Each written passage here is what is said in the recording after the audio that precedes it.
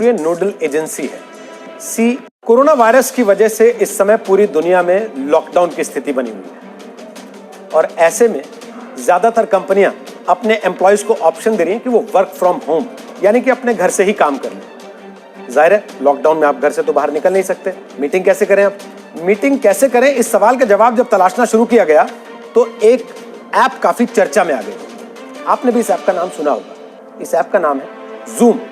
इसकी खासियत यह है कि इस पर 1 से लेकर 100 तक लोग एक साथ एक समय में वीडियो कॉलिंग कर सकते हैं, यानी आप एक दूसरे के चेहरे भी देख सकते हैं, एक दूसरे के साथ बातचीत भी कर सकते हैं। और सिर्फ हिंदुस्तान में नहीं, दुनिया के बहुत सारे देशों में इस ऐप का इस्तेमाल अचानक बड़ी तेजी से बढ़ गया और जैसे जैसे इस ऐप का इस्तेमाल बढ़ा, इस ऐप को लेकर चर्चा बढ़ी, इसको लेकर सवाल भी खड़े होने लग गए। आरोप यह लगा कि इस ऐप पर आपका डेटा सुरक्षित नहीं है, यानी कि अगर आप जूम का इस्तेमाल कर रहे हैं तो आपके मोबाइल का डेटा, आपके लैपटॉप का डेटा, आपके आईपैड का डेटा वो किसी और के हाथ में भी जा सकता है। अगर वाकई ऐसा है तो यह बहुत खतरनाक स्थिति है। तो आज हम आपको बताएंगे जूम ऐप को लेकर जितनी तरह की चिंताएं पूरी दुनिया में सामने रखी गई हैं वो क्या है, और साथ ही जूम ऐप का इस्तेमाल करना आपके लिए खतरनाक है या नहीं।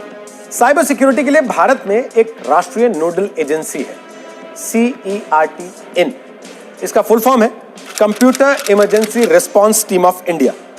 इस एजेंसी के पास जब जूम का मामला गया तो एजेंसी ने जूम का इस्तेमाल करने वाले भारतीयों को चेतावनी दी कि आपको इस ऐप का इस्तेमाल करते हुए काफी सावधानी बरतने की जरूरत है, क्योंकि अगर आपने सावधानी का इस्तेमाल ना किया तो ये ऐप आप पर साइबर अटैक का जरिया बन सकती है। साथ ही इसे यूज करने वाले की सेंसिटिव इंफॉर्मेशन भी लीक होकर साइबर अपराधियों के पास जा सकती है। अमेरिकी वेबसाइट CNET के मुताबिक कैलिफोर्निया में इस ऐप पर एक लॉसूट यानी कि एक मुकदमा भी फाइल कर दिया गया है और इस मुकदमे को फाइल करने के लिए 3 चीजों को आधार बनाया गया है। सबसे पहला आधार यह है कि यह ऐप फेसबुक के साथ अपने डेटा को शेयर कर रही है, यानी कि जो जानकारी आप उनको दे रहे हैं वो उसको जानकारी को फेसबुक के साथ साझा कर रहे हैं। दूसरा आधार, ये ऐप आपको एंड टू एंड इंक्रिप्शन नहीं देता, जैसा कि आजकल व्हाट्सएप भी देता है आपको। आप जब किसी को मैसेज करते होंगे तो ऊपर लिखा रहता है कि एंड टू एंड इंक्रिप्शन है इसमें। और तीसरा आधार ये कि इस ऐप के जरिए आसानी से यूजर के वेबकैम को भी एक्सेस किया जा सकता है। और सिर्फ CNET ही नहीं, वॉशिंगटन पोस्ट ने भी जूम के ऐप को लेकर थोड़ा सा अध्ययन किया। उन्होंने इन्वेस्टिगेशन किया तो उन्होंने पाया कि हजारों लोगों के पर्सनल जूम वीडियोस इंटरनेट पर फ्री स्पेस में उपलब्ध हैं, यानी कि आपने जूम के जरिए जो बातचीत की, जो वीडियोस इधर से उधर हुए, वो सारे इंटरनेट पर किसी अनजान आदमी के देखने के लिए भी उपलब्ध हैं। इन वीडियोस में से वॉशिंगटन पोस्ट ने 5 लोगों का पता लगाया, उन तक पहुंचे, उनसे बात की और उनसे पूछा तो उनमें से किसी को यह मालूम नहीं था कि उनके वीडियोस लीक होकर आखिर इंटरनेट पर कैसे आ गए। सिक्योरिटी एक्सपर्ट ब्रायन ट्रब की माने तो ऐसे बहुत सारे टूल्स हैं जो आपको इंटरनेट पर 1 घंटे में ही 100 जूम मीटिंग आईडीज ढूंढकर सामने रख देंगे, यानी कि 100 ऐसे लोग जिन्होंने मीटिंग्स की होंगी। ऐसी बहुत सारी और खामियां इस ऐप में पाई गई जिनकी वजह से गूगल ने और एलन मस्क की SpaceX ने भी जूम ऐप का इस्तेमाल करने से इनकार कर दिया। और इतना ही नहीं, जर्मन फॉरेन मिनिस्ट्री ने जूम ऐप पर प्रतिबंध लगा दिया। इन सारी रिपोर्ट्स के बाद जूम ऐप बनाने वाली कंपनी के CEO एरिक युआन ने वॉल स्ट्रीट जर्नल को एक इंटरव्यू दिया और उस इंटरव्यू में उन्होंने माफी मांगी और साथ ही यह भी कहा कि कंपनी लोगों के विश्वास को बनाए रखने के लिए हर संभव काम करेगी। और उन्होंने यह वादा भी किया कि अगले 90 दिन में यानी कि 3 महीने में वो इससे जुड़े सारे सिक्योरिटी इश्यूज को सॉल्व कर लेंगे। अब आपको यह भी जान लेना चाहिए कि आखिर एरिक युआन है कौन। जूम ऐप के फाउंडर हैं एरिक युआन और वो एक चाइनीज अमेरिकन हैं।